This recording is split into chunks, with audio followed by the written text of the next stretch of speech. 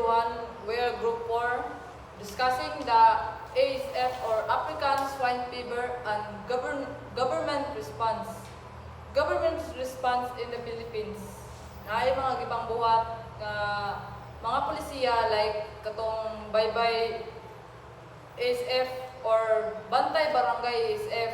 Napod mga polisiya ang gibang buhat like tong tulo, natay tulo. Mass calling, movement restrictions, biosecurity regulations. Ang mass calling kay muna ang mga baboy nga patyon gikan sa 1 kilometer gikan dito sa namatyan or infected sa virus.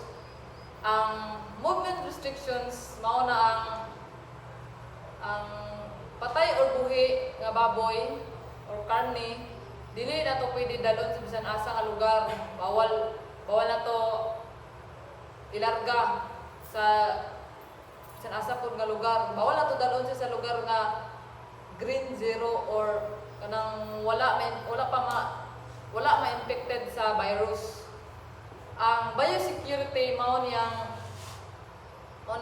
magputbata anong buhaton sa mga namuhion dito to magputbat o mag-PPE o mag-disinfectants. Naputay epekto sa industriya. Ang epekto sa industriya mao niyang pagbaba sa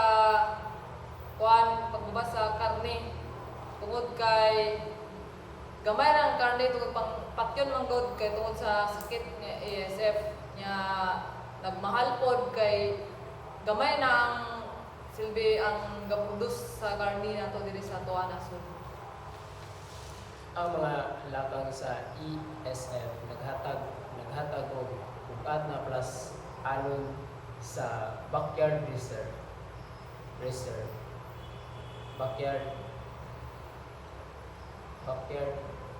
kaysa dagkong kumpanya. Ang biosecurity requirements sama sa high-tech nga coral o defensition system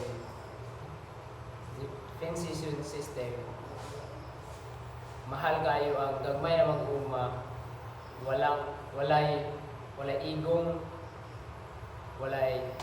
igong kapital aron sumunod niini nga hinungdan nga sila una gidid-an sa pamamaligya o ang gobyerno.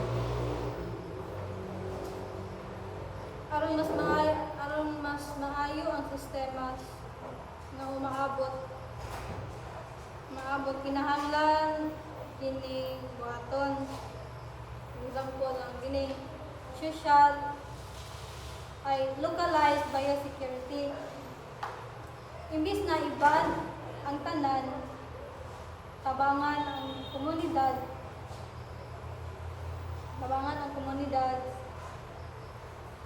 sa paghimo sa community based na maproteksyonan na dili mahal ang mga baligyaon o gawas ana hinanglan po nato nga i-check ang atong mga binuhi gawas sa awatan ng baboy kay nagauso na ang ASF na sakit. Ang atong hatunan na is garada na to na sila i-check nga og ato pud na sila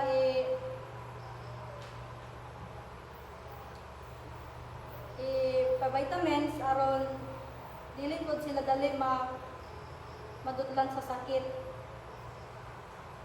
Hatagan ang mga mag-uuma upang hatagan ang mga mag-uuma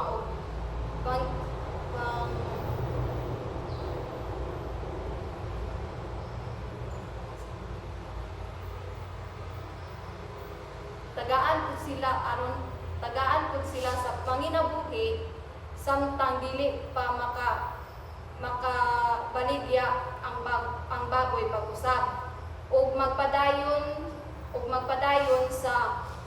magpadayon sa pagsuporta alang sa bakuna nga baratuhon nga dali ra ma-access. Ang importante protektahan nato ang kahimsog ang mga hayop o kinahanglan pud nato protektahan ang mga mag-aamo para po dili sila maapektuhan pagkayo.